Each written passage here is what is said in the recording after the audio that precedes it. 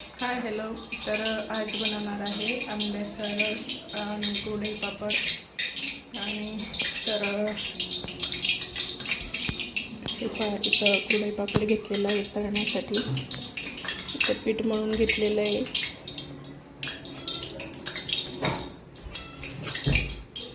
त्यानंतर इथे रस केलेला आहे. तर अक्षय तृतीयाला रस केला होता, तर त्याच्यावरती आज रस केलेला आहे. आणि इकडे तेल ठेवलेलं आहे तळण्यासाठी. आणि त्याचसोबत इथं बटाट्याची भाजी करायची आहे. तर त्यासाठी इथे हिरवी मिरची आणि शेंगदाण्याचं कूट बारीक करून घेतलेलं आहे, कांदा भाजण्यासाठी. तर चला आता ह्याच्यामध्ये मी पापडी टाकून घेते.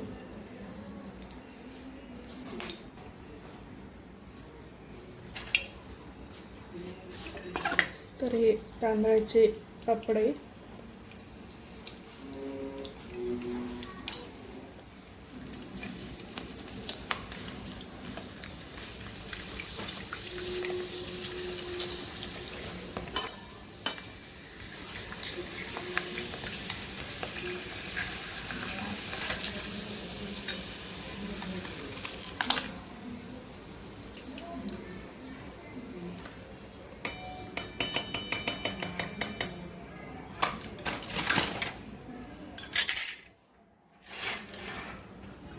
तर हे तांदळाचे पापड आहे ना, असे छान फुलतात.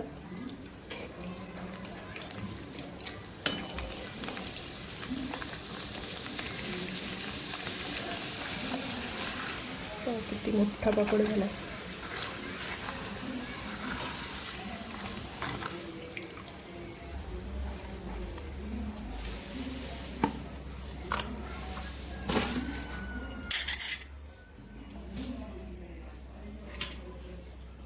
तर कुरडया तळून घेते.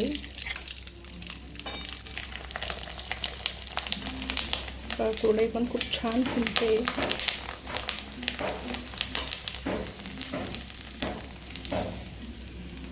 आज ना खूप रस खायचं मन झालं होतं, म्हणून त्यामुळं म्हणलं चला कुरडई पापड त्यासोबत खायला पण छान लागतं रसाबरोबर.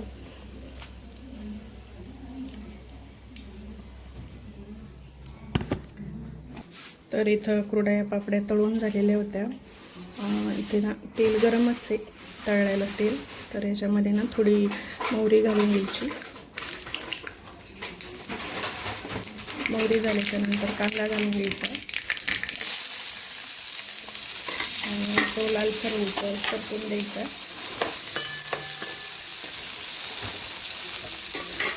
कोथिंबीर नाही गोबडी आहे ना, कोथिंबीरच नाही आपल्याकडं. तर इथे ना कांदा भाजलेला आहे आपला, त्याच्यामध्ये मिरची आणि शेंगदाण्याचा कूट टाकून द्यायचा.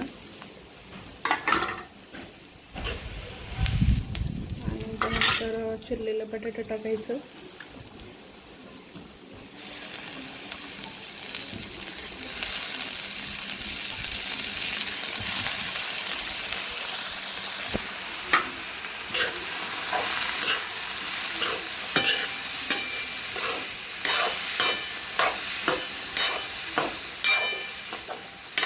हिरवी मिरची टाकून खूप छान लागतं बटाट्याची भाजी. त्याच्यामध्ये वरतून हळद टाकते. तर अशा प्रकारे आमचा स्वयंपाक झालेला आहे. तरी पोळ्या लाटायच्या अजून बाकी येतं. तर इथं बेडरूम पण अशा प्रकारे आवरून झाली, ती सगळं काम आवरलं. आता राहिले फक्त भांडे आणि फरशा पुसायच्या. बाबडी. तर इथे ना मार्केटमधून खरबूज आणले होते, त्यानंतर आंबे आणलेले आणि थोडेसे अंजीर पण आणलेले. आणि हे पहा इकडे टरबूज आणलेलं. टरबूज आमच्या घरी खूप आवडतं सर्वांना, म्हणून टरबूज जास्त आणलेलं.